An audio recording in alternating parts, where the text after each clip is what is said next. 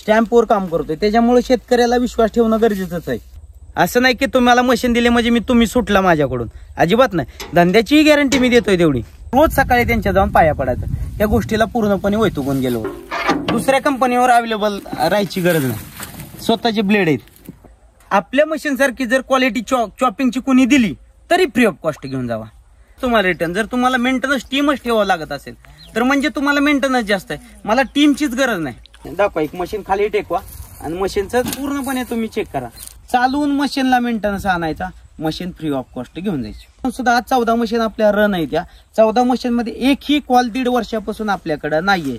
आणि शेतकऱ्याला आज कंडिशन काय आहे, ज्या कंपन्या विकतात त्यांनी इझी मेंटेनन्स ठेवलं नाही, त्यांना कंपनीवरच अवलंबून राहावं लागतं. हे मी स्टॅम्प पेपरवर देतोय सगळ्याला, असं नुसतं बोलणं नाही. त्याला 1 वर्षाची गॅरंटी येते, 1 वर्षाची वॉरंटी येते. मशीन कुठेही मेंटेनन्स मध्ये दाखवायची किंवा त्याचा मेंटेनन्स माझ्यामुळे रखडलाय किंवा त्याच्या 2 तासात मशीन रिटर्न चालू झालं नाही अशी दाखवायची. मशीनला मशीन फ्री ऑफ कॉस्ट घेऊन जायची. आणि एकरावरती म्हणजे पैशात जर गणित करायचं म्हटलं तर आम्ही निवळ प्रॉफिटली आमचं 10 ते 12 लाखाचं काम झालेलं आहे.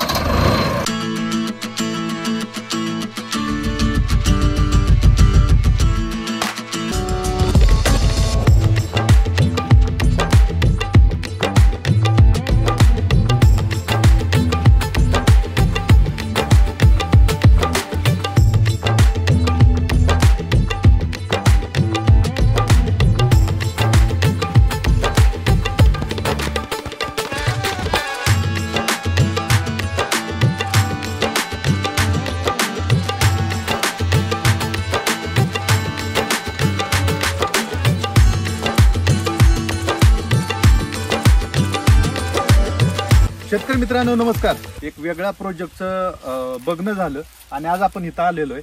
तर रोहित कणसे यांनी हा एक वेगळा कन्सेप्ट शेतकरी म्हणून राबवायला सुरुवात केलेली आहे.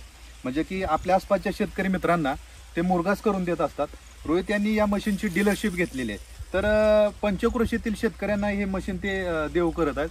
परंतु खरंच हे मशीन शेतकऱ्यांसाठी फायद्याचं आहे का, आणि या मशीनमधून शेतकऱ्यांना फायदा होतोय का, काय नुकसानीच्या पण बाजू आहेत, सगळ्या गोष्टी समजून घेऊयात रोहित यांच्या बरोबर. रोहित नमस्कार. नमस्कार. तर रोहित म्हणजे आता योग आला आपला जाता जाता, तर तुमचं मशीन चालवतं इथं मुरघास चालू आहे. तर म्हणजे की कसं चाललंय हे आज तुमचं, म्हणजे की दुधाचा व्यवसाय करताय का तुम्ही ह्याच व्यवसायाकडे? नाही, दोन्हीकडे. असं नाही की बाबा फक्त हाच व्यवसाय, दुधाचा व्यवसाय तर शेतकऱ्याला महत्वाचाच आहे. आज का महत्वाचा आहे तर आज तुम्हालाही माहिती आहे, सर्व शेतकऱ्याला माहिती आहे. आज जर समजा कोणतीही अडचण तुमच्याकडे हॉस्पिटलची येईल किंवा घरगुती कोणती अडचण येईल, त्यावेळेस आपण एखादी गाय काढून ती अडचण भागवू शकतो. बरोबर. त्याच्यासाठी आपल्याला पूर्वतयारी म्हणून त्या गायी लागतात. अडचणीसाठी ते आपल्याला फायदेशीर ठरते. गेल्या 1.5 वर्षापासून ही मशीन मी ऑपरेशन करतोय, स्वतः चालवतोय, विक्री पण करतोय, स्वतः मशीनचा मालक पण आहे. चालक मालक विक्रेता स्वतःच आहे. त्याच्यामुळे शेतकऱ्याचे ऍक्च्युअली प्रॉब्लेम काय आहेत किंवा कस्टमरचे काय प्रॉब्लेम आहेत ते सॉल्व्ह करायचा आपण प्रयत्न करतोय होता होईल तेवढं. बर बर बर. म्हणजे आता काय काय सेवा देताय तुम्ही शेतकऱ्यांना? आता सध्याला आपण काय करतोय, चॉपिंग करून शेतकऱ्यांना पुरव देतोय. बर. काय लेबर पण आहेत आपल्याकडे, जर समजा कोण म्हटले बॅगा भरायचे तर आपण लेबर त्यांना देतोय. शक्यतो आता 98% ही लोक टोटली बंकरवर वळलेले आहेत. बरोबर. का तर लेबरची कॉस्ट ही खूप जास्त जाते. आज ही मशीनची कॉस्ट जर धरली तर आमचं जागा पोच 1 एकर जर काढायचं म्हणलं तर लमसम 9 ते 10 हजार रुपये खर्च होतो. साधारण हे 2 ते 2.5 किलोमीटर अंतरचा खर्च आहे. जर अंतर जास्त असेल तर लमसम इकडं तिकडं 1,000-2 हजाराचा फरक पडतो.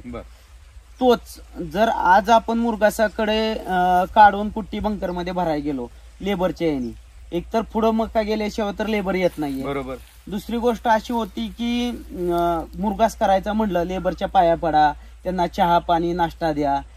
जी काम आपलं 2 तासात व्हायचं ते 1 दिवस पूर्णपणे जातोय. आपल्या कामाचं पण पूर्णपणे शेड्यूल बिघडून जातोय. आणि याच्यात काय होतंय, क्वालिटी तशी राहत नाही मेंटेन. चॉपिंगची साईज काही घ्यायची, चॉपिंग वेगळी घ्यायची. आता आपली जी चॉपिंग आता सध्याला आपल्या शेतकऱ्यासाठी आपण थोडीशी मोठी धरलेली. पण आज सायलेज मध्ये गेलं तर ज्यांना बॅगा जास्त भरायच्यात मशीनवाले, चॉपिंग मोठी धरणे, बॅगा भरपूर करणे, शेतकऱ्याचे पैसे. आज परिस्थिती नाहीये शेतकऱ्याची तेवढी, म्हणजे त्याचा 14 ते 15 हजार रुपये खर्चच जातो. कारण लेबरच्या नाश्त्यापासून ते सगळं त्याला बघायचं असतं. बरोबर. तो 10,000 म्हणजे त्याचे डायरेक्ट 4,000 रुपये डायरेक्ट वाचतात. आज शेतकऱ्यासाठी 1-1 रुपया महत्वाचा आहे. बरोबर. आज कारण की दुधाचे दर पण तेवढे कमी आहेत त्यासाठी. आता दुसरी गोष्ट सगळे मशीनचं आता आहे 1.5 वर्षात लमसम माझ्या अंदाजे किंवा रेकॉर्ड जरी बघितलं तर आम्ही आतापर्यंत एक 6 ते 7 हजार टनाचं काम पूर्ण आमचं झालेलं आहे. बर. टनावरती आणि एकरावरती म्हणजे पैशात जर गणित करायचं म्हटलं तर आम्ही निव्वळ प्रॉफिटली आमचं 10 ते 12 लाखाचं काम झालेलं आहे. बर. आतापर्यंत सध्याला आपण ही मग मशीन वापरतोय. मी तुम्हाला जसं बोललो चालक मालक विक्रेता स्वतः ऍक्च्युली शेतकऱ्याला काय पाहिजे, कस्टमरला काय पाहिजे, आणि मशीन आपण एवढी देतोय की मशीन मेंटेनन्स फ्री आहे, इझी मेंटेनन्स आहे. कोणत्याही कंपनीच्या एम्प्लॉयवर नंतर समजा आता रोहित कन्सेस विकतोय, रोहित कन्सेसची सुद्धा तुम्हाला गरज पडत नाही, कारण याची एक बेरिंग छोटा जी शॉप असते जिथं बेरिंग मिळते त्या शॉपमध्ये सगळ्या बेरिंग याची अवेलेबल होते. आपण एवढी गॅरंटी देतोय आज 1 वर्षात मशीन मेंटेनन्स मध्ये दाखवायची, मशीन कुठेही मेंटेनन्स मध्ये दाखवायची किंवा त्याचा मेंटेनन्स माझ्यामुळे रखडलाय किंवा त्याच्या 2 तासात मशीन रिटर्न चालू झालं अशी दाखवायची. मशीनला मशीन फ्री ऑफ कॉस्ट घेऊन जायची.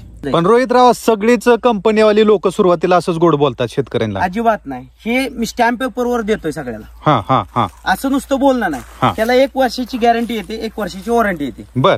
आता तुम्ही म्हणताल इझी मेंटेनन्स कसा, तर ही मशीन ऑटोमॅटिक पूर्ण जर हे खोललं थोडस तर अशी मशीन ओपन होते. बर. त्याच्यामुळे मेंटेनन्स करायला खूप जास्त सोपं जातं. आणि शेतकऱ्याला आज कंडिशन काय आहे, ज्या कंपन्या विकतात त्यांनी इझी मेंटेनन्स ठेवलं नाही, त्यांना कंपनीवरच अवलंबून राहावं लागतं.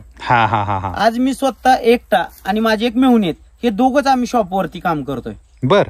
आज शॉपवर दोघं काम करून सुद्धा आज 14 मशीन आपल्या रन आहे. त्या 14 मशीन मध्ये एकही कॉल 1.5 वर्षापासून आपल्याकडे नाहीये. मी नंतरही तुम्हाला सांगतो, एकही कॉल कोणीही दाखवायचं मेंटेनन्स मध्ये मशीन की ह्या मशीनला मेंटेनन्स आला, त्यांनी 4,000 रुपये जरी खर्च केलेले असतील ना मेंटेनन्स, तरी फ्री ऑफ कॉस्ट मशीन घेऊन जायची. पूर्ण 1 वर्षात गॅरंटी पिरियड मध्ये किंवा गॅरंटी पिरियडच्या नंतरही त्यांनी दाखवायचं की मशीनला प्रॉब्लेम आला आणि त्यांनी स्वतः सॉल्व्ह केला नाही. याला कंपनीचीच गरज पडली. मशीन आहे, मेंटेनन्स निघणार आहे, चालवून मशीनला मेंटेनन्स आणायचा, मशीन फ्री ऑफ कॉस्ट घेऊन जायची.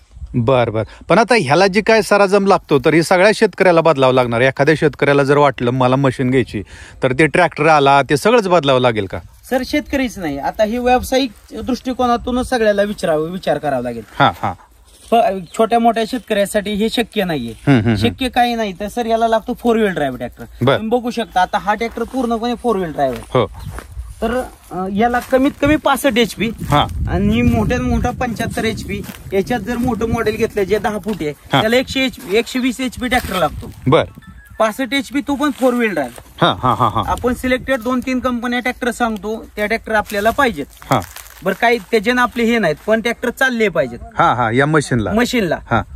सर मार्केटमध्ये जे चालू आहे की 50 HP आणा, कोणताही ट्रॅक्टर आणा, तो सक्सेस नाही. तो सक्सेस का नाही तर सर एकतर मशीन छोटी येते, आपली इथं पेरणी ते नाही, आणि टायरचा जर सेंटर कोणत्याही ट्रॅक्टरचा काढला तर हा कमीत कमी 5 फूट येतो सेंटर, टायरचा सेंटर.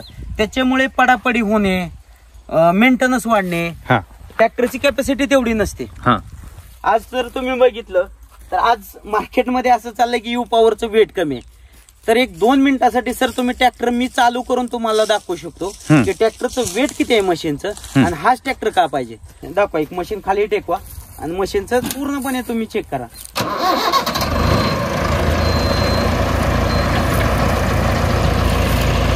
आज जर तुम्ही लक्ष दिलं, आज हे बघा हे नक्षी ओपन आहे पूर्णपणे, खुले आहे. इथं माझे पोट पुसते इथं मशीनचा. हा टायर पूर्णपणे हा टेकलेला आहे. समोरचा हा टायर आहे, हा पूर्णपणे टेकलेला आहे. हा टायर पूर्ण बघू शकता तुम्ही टेकलेला. आता मशीन आपण उचलतोय, मशीन उचलतोय, टायरवर लक्ष द्या.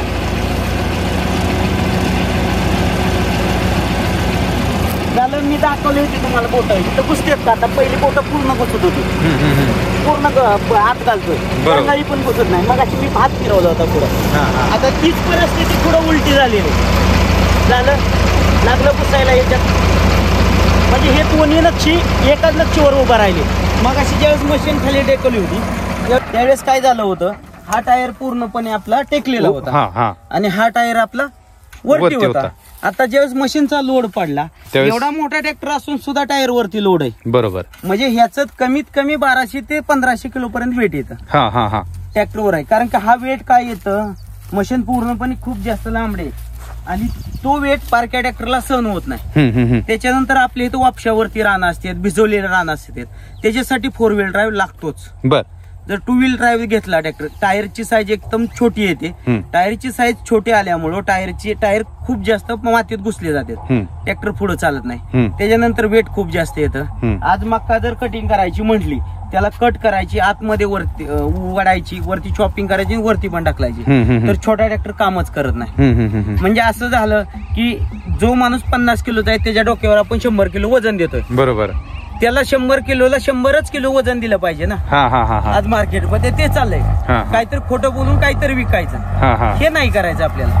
कारण की शेतकरी खूप जास्त कष्ट करून पैसे कमवतो. आज जर धंद्यात तुम्ही पैसे टाकताय तर तुम्हाला रिटर्न पण आले पाहिजेत. जर तुम्हाला मेंटेनन्स कमी असेल तरच तुम्हाला रिटर्न. जर तुम्हाला मेंटेनन्स टीमच ठेवावं लागत असेल तर म्हणजे तुम्हाला मेंटेनन्स जास्त आहे. मला टीमचीच गरज नाही.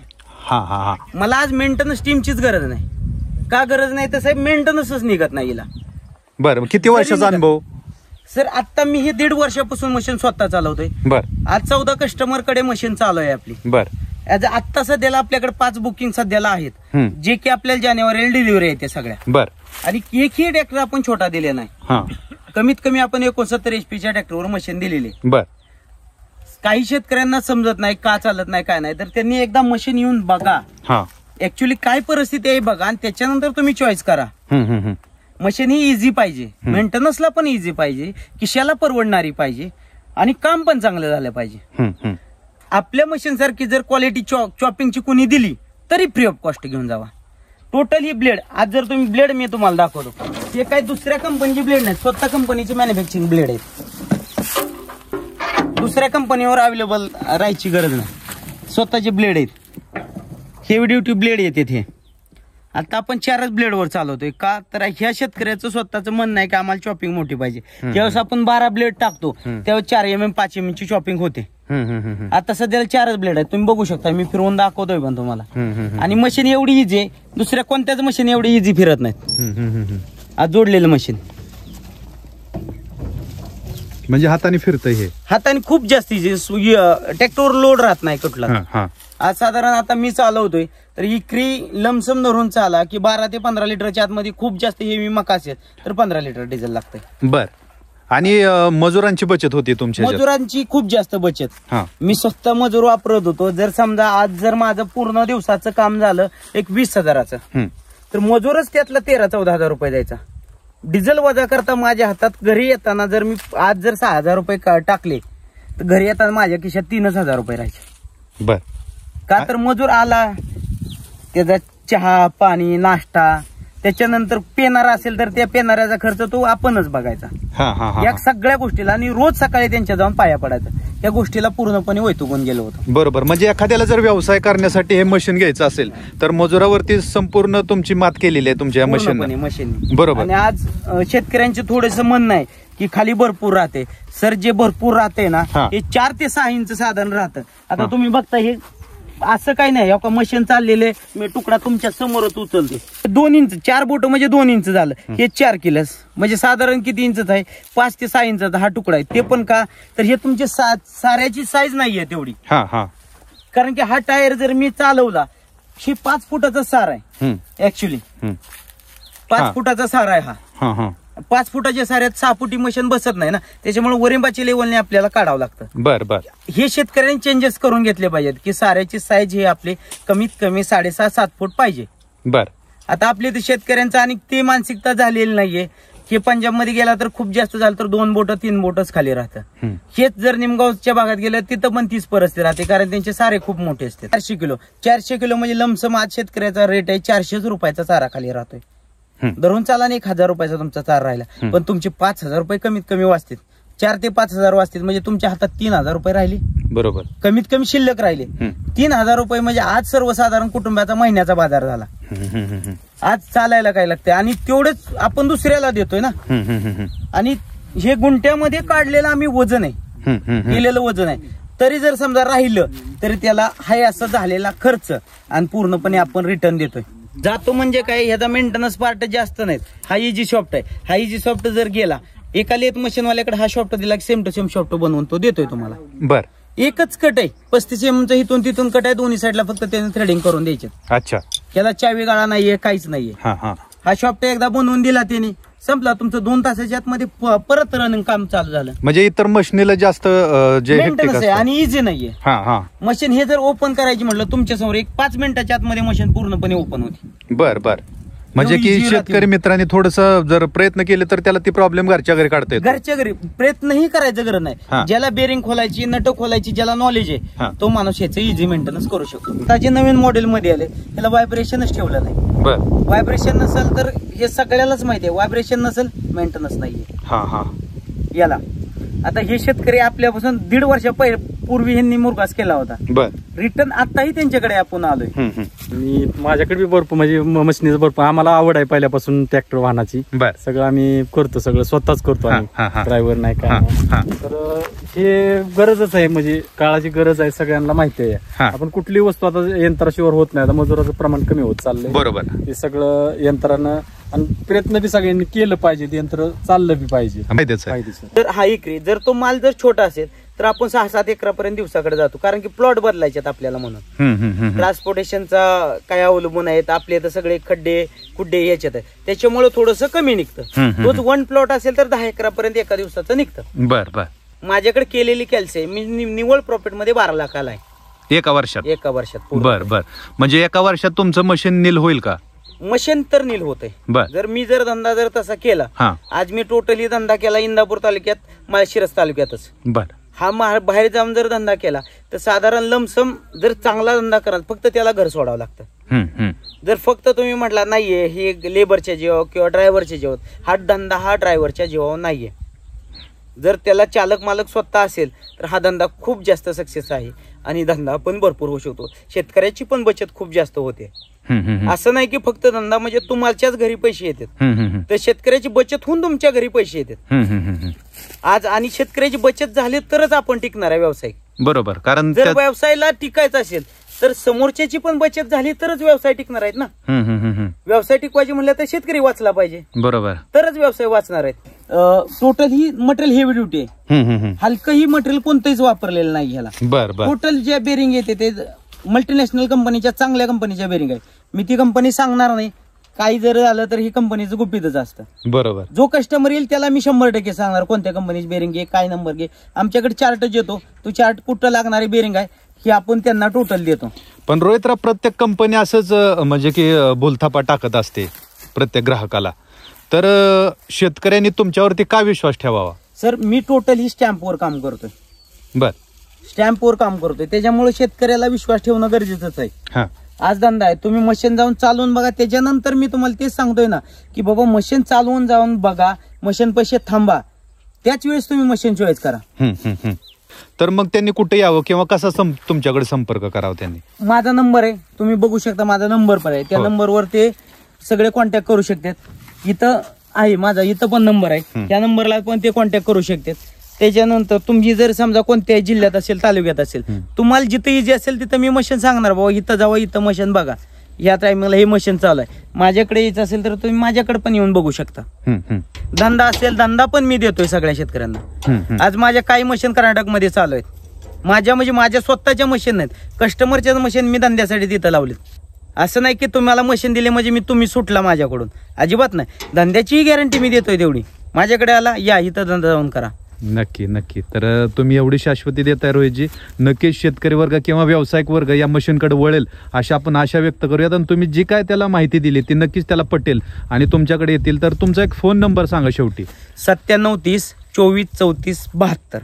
नंतर आहे का 97 30 24 34 72. या संपर्क तुम्ही करू शकता. कधीही काहीही अडचण नाही.